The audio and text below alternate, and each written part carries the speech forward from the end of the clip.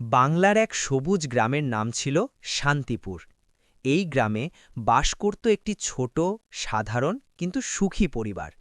পরিবারের কর্তা ছিলেন রফিকুল ইসলাম, তার স্ত্রী সালমা খাতুন, ছেলে রাশেদ এবং মেয়ে রিমি। আমি তাদের পাশের বাড়ির মানুষ হিসেবে প্রতিদিন তাদের জীবনযাপন খুব কাছ থেকে দেখতাম। রফিকুল ইসলাম ছিলেন পরিশ্রমী একজন মানুষ। ভোর হতেই তিনি প্রথমে তার ছোট জমিতে কাজ করতে চলে যেতেন। সেখানে তিনি ধান আর সবজি চাষ করতেন। মাঠের কাজ শেষ করে দুপুরের দিকে তিনি গ্রামের বাজারে একটি ছোট চায়ের দোকান চালাতেন।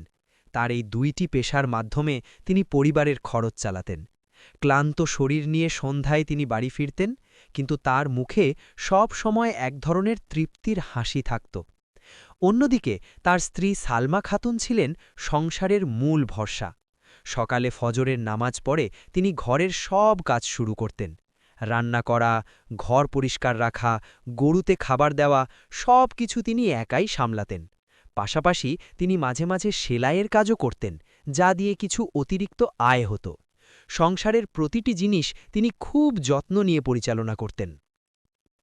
ছেলে রাশেদ ছিল স্কুল পড়ুয়া একটি পরিশ্রমী ছেলে। সকালে স্কুলে যাওয়ার আগে সে বাবার সাথে একটু জমিতে কাজ করতে সাহায্য করত। স্কুল থেকে ফিরে এসে পড়াশোনা করত এবং বিকেলে মাকে গরুর যত্ন নিতে সাহায্য করত। তার স্বপ্ন ছিল বড় হয়ে একজন ভালো মানুষ হওয়া, যাতে সে তার বাবার কষ্ট কমাতে পারে। মেয়ে রিমি ছিল খুবই শান্ত ও ভদ্র। সে তার মায়ের মতোই ঘরের কাজ শিখছিল। সকালে সে স্কুলে যেত এবং ফিরে এসে মাকে রান্নার কাজে সাহায্য করত। ফাঁকে ফাঁকে সে তার পড়াশোনাও চালিয়ে যেত। ছোট হলেও তার মধ্যে দায়িত্ববোধ ছিল অনেক বেশি। আমি প্রায়ই ভাবতাম, এই ছোট পরিবারের জীবন কত সহজ অথচ কত সুন্দর। তারা ধনী না হলেও তাদের মধ্যে ছিল ভালোবাসা, পরিশ্রম আর একে অপরের প্রতি দায়িত্ববোধ।